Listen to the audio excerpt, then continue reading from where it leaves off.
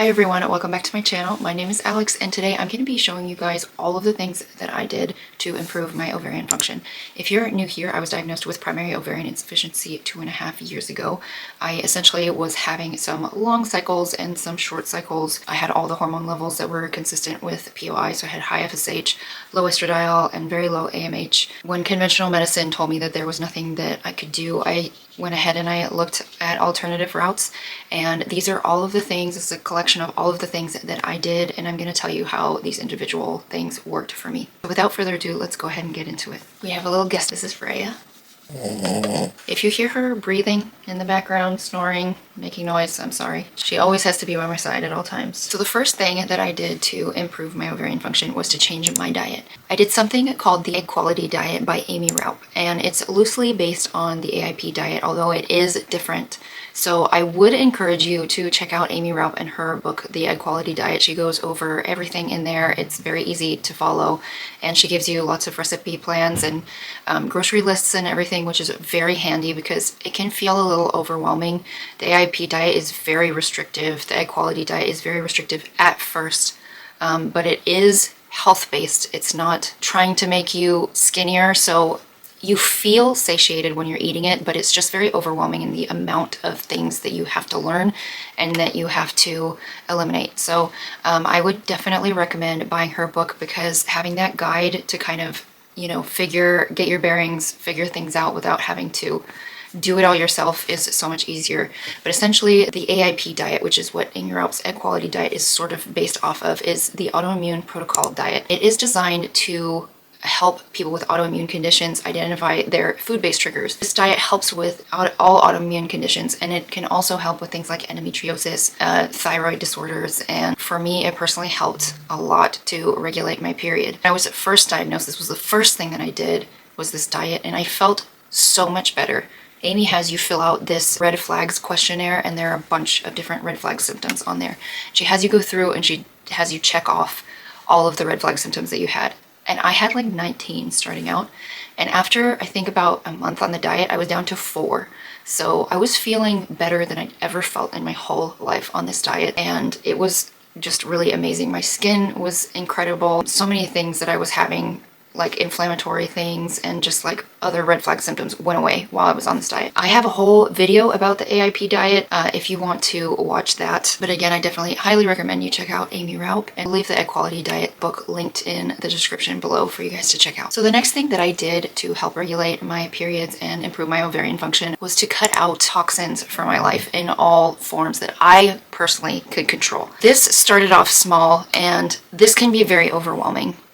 But you just do it as you can. And over the last 2.5 years, I can say that I have almost completely cleaned my life out of toxins as far as the things that I can control in my immediate daily environment. So I have a new mattress that is non-toxic. I have sheets that are OEKO Tex, I don't know how you pronounce that, standard 100 certified, so they're not using dangerous chemicals. I eliminated toxins from my bath and beauty products, my household cleaning products, everything that you can think of. My makeup is all clean now. Fragrance that I use is a non-endocrine disrupting, healthy, non-toxic fragrance that is safe to use. Most perfumes are horrible for your hormones, and if you are suffering from POI, that would be the first thing I would stop doing, is stop using perfume and stop using scented products unless they are scented with essential oils or non-endocrine disrupting fragrance ingredients. So Henry Rose is the perfume brand that I use, and I go over this a lot in like my products videos. If you want to check one of those out, like my bathroom tour, I go through pretty much everything that I use in my bathroom. I'll leave that there for you guys. And I also have like all of my clean household cleaning products, non-toxic household cleaning products, I have linked in my Amazon storefront, which is also in the description box below. But there are so many things that we come into contact with every day that are disrupting our hormones, and there are so many studies out there showing how these things can disrupt our hormones. If you just Google and look at all of the things that can potentially disrupt hormones and can potentially contribute to primary ovarian insufficiency, phthalates, BPA, BPS, heavy metals, the list goes on and on. There's so many different chemicals that we're exposed to every day. So the more you can minimize those things, the better. I like to use an app like Think Dirty, or EWG, the Environmental Working Group, has a Skin Deep Beauty database that you can check out. I think there's also Yuka like Yuka app. I haven't looked into that one, but I think a lot of people use that. And just anything, any kind of a database that you can check your products on is going to be very helpful. So anytime, again, you're not doing this all at once because it can be very expensive and very overwhelming. But when you run out of something, just buy a clean replacement for that and just keep doing that until you cycle through everything in your house. And like a mattress, we were due for a new mattress, and we decided to get a non-toxic mattress from, I think it's called Brentwood Home. I will link our mattress in the description as well. And then one area that I probably have not completely fixed yet is my clothing. So I'm still working on the clothing area, but I do try to get some natural fibers, and that actually leads me into my next point, which is I changed all of my underwear to organic cotton. You don't want to be using things that have plastic in them or are not breathable or are using PFAs. If you guys have heard of Thinx underwear, I think that they actually had an issue where they had PFAs. I actually got a check in the mail from buying some of their underwear and realizing that they had PFAs in them. They've only just realized that they're extremely dangerous. They disrupt chemicals. They can cause a whole host of illnesses, including cancer, and so you want to definitely avoid them at all costs. So I just got like all organic cotton underwear. I use also menstrual underwear that are organic cotton, and instead of using tampons and pads because they found dangerous chemicals and heavy metals in those things as well, I use a menstrual cup by Salt, and it is such a game changer if you've never used a menstrual cup. It is so much better than using tampons because for me personally, for my personal flow, I can just put it in the morning and then in the evening, wash it and then put it back in, and I just leave it in overnight, and then in the morning I take it out, wash it, and put it back in, and then at the end of your cycle you just sanitize it. So that is another thing that I have done that is really amazing, apart from just the underwear, but also like the clean menstrual care products. You do not want fragrances, you don't want nasty chemicals down there, especially if you have primary ovarian insufficiency or you're struggling with infertility. You want to make sure that you're using only safe things. And the next thing that I did was begin acupuncture, and this actually, I started acupuncture and the diet at the same time. Acupuncture has been shown to help improve outcomes with primary ovarian insufficiency. It has improved women's AMH levels. It can improve estradiol levels. I personally noticed that my period regulated. It got a little bit, because my period had been light, so it got a little bit heavier. When I was doing acupuncture, I had like a healthy flow and it was bright red. When you start acupuncture, they will also probably give you herbs, especially if you have primary ovarian insufficiency or if you're struggling with infertility, they will probably be giving you herbs, and I have found that to be extremely helpful. Those things together are extraordinarily helpful for your fertility and for primary ovarian insufficiency. I truly believe that part of the reason why I was able to regulate my periods at all was because I was going to acupuncture regularly. Right now I'm going once a week, but there have been times where I've gone like once every 2 weeks, and that's like a good amount of times to go. I know that it can be a little bit of a financial commitment, but it's worth it, and I've been told that if you can go like twice a month, then that's pretty much good enough to help treat primary ovarian insufficiency and infertility. So the fifth thing that I did was I started taking targeted supplements. Now, everyone is different. I have done a video about the supplements that I take. So if you want to, I think it's actually up there. If you want to check that out, you can go ahead and watch that video. But everyone is different and everyone's POI can be for different reasons. And also before you start taking a bunch of supplements, it's good to get your blood work done and check all of your different markers to see what's going on in your body. I personally had a little bit of low vitamin D, which is very common with POI, and low ovarian reserve. It was in the normal range, but at the low end of normal. Functionally, it was far too low. And if you know functional medicine, the functional medicine ranges are a lot stricter, and I try to go by those because general lab quantities are based on all of the population of the people that are coming into the labs that get tested, and these are not always healthy people, so these are not always healthy ranges. Functional medicine has like a more optimal range, and so the range is always smaller with functional medicine. So basically my vitamin D was very functionally low. I also got my DHEAS checked, which is important because some doctors, if you have low ovarian reserve, low AMH, they will want to put you on DHEA, but it really is important to check that before you start supplementing with it because it can burn out your ovaries if you have a good amount of DHEAS. And I did, so I do not supplement with DHEA. Now, I'm not a doctor, but I would definitely check that before you start supplementing with it, and definitely also make sure you're working with a doctor who knows how to read all these numbers. I would definitely make sure you're working with a functional medicine doctor because they will know all of this stuff. I also had my TSH checked, my thyroid. I had a full thyroid panel. Sometimes with POI and Hashimoto's can sort of sometimes come hand in hand. So my thyroid I do not have an autoimmune thyroid condition, so I don't have Hashimoto's, but I do sometimes have, like, my TSH can sometimes get up a little bit high. But right now, after, you know, all the work that I've been doing, my TSH numbers are good. My thyroid is functioning optimally, but that's another thing that's important to get checked. Just like a full workup, I would definitely do that before you start supplementing, and then working with a functional medicine doctor to do targeted supplements. So right off the bat, off the top of my head, the most important supplements that I started taking was a good prenatal, a good CoQ10, a good beef liver, a good fermented cod liver oil, and those are sort of the basic ones, but I'm taking a lot more than just that, so if you want to check that out, go check out my supplements video. The next thing that I did to improve my ovarian function was to make sure that I was getting enough quality sleep. It's really important to get to bed early-ish, like before 11 p.m. you should be in bed and getting to sleep ideally. And then women need more than 8 hours of sleep. I've actually read that tests that were done on the 8 hours those were actually done on men, and that women, because of the fluctuating nature of our hormones, we need more like 9 to 10 hours of sleep every night. And this is really important for women. So finding a way to scale back to make sure that you are getting enough sleep can be so important to restoring ovarian function. And while we are on the subject of sleep, that brings me to my next point, which is to block blue light at night. Now, I have these little clippy...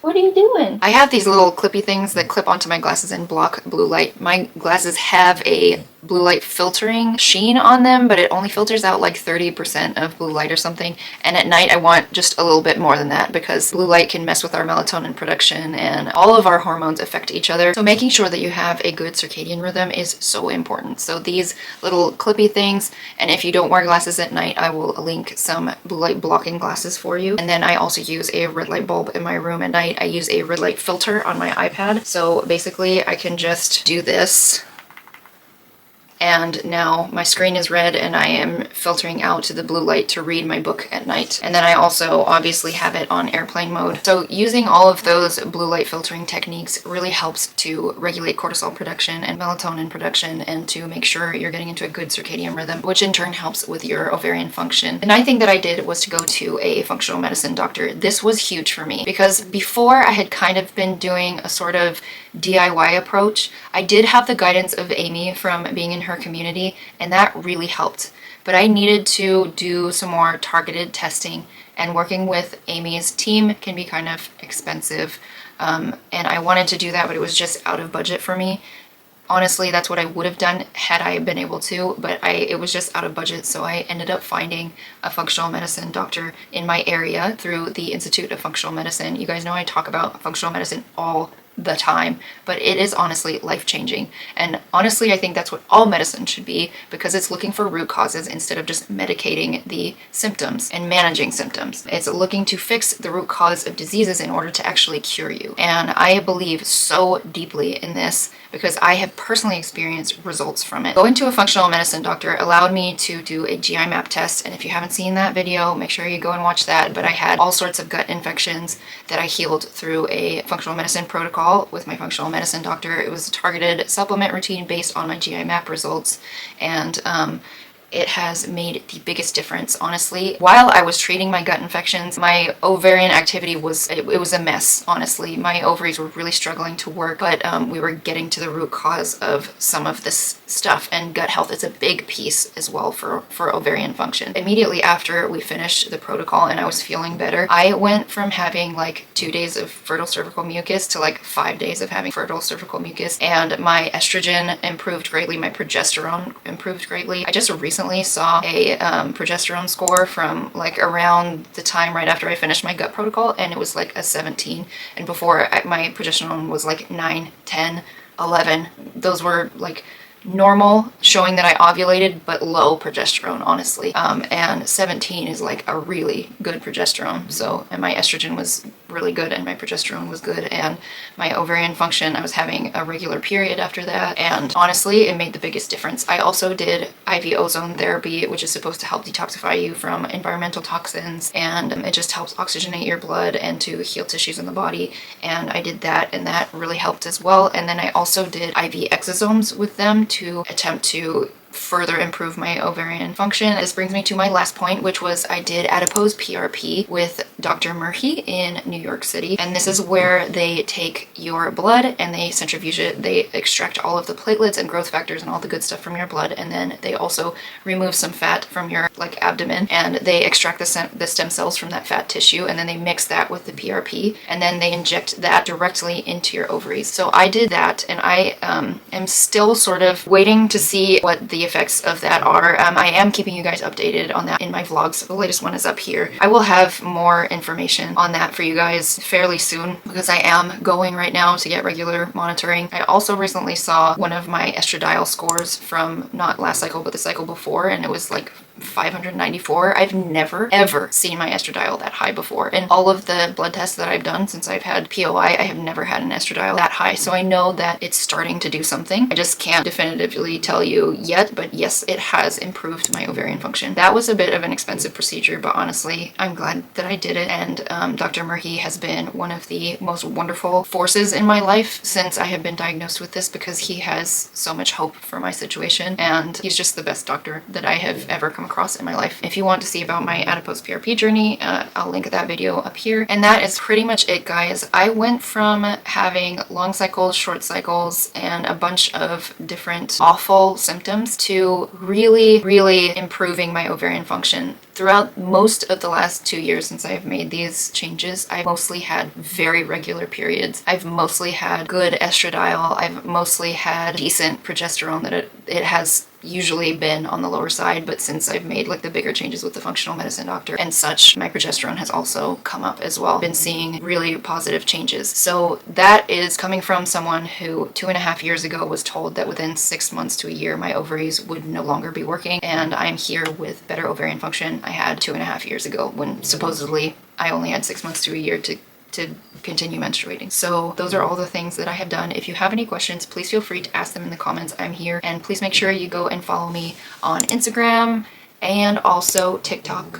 I share all about my journey on there. I share more regular updates through stories and things on Instagram, and I'm trying to grow my TikTok following as well at the moment, but always feel free to reach out to me in DMs. You guys, when you send me messages, it really makes my day. Go ahead and connect with me over there, and if you are not subscribed, please go ahead and subscribe. I do more structured videos like this, and I also share my health journey through vlogs, so if you guys want to see more of that, make sure you're subscribed. Please like this video and comment. It really helps out my channel so much. Thank you guys so much for being here, and I hope to see you in the next one. Bye guys.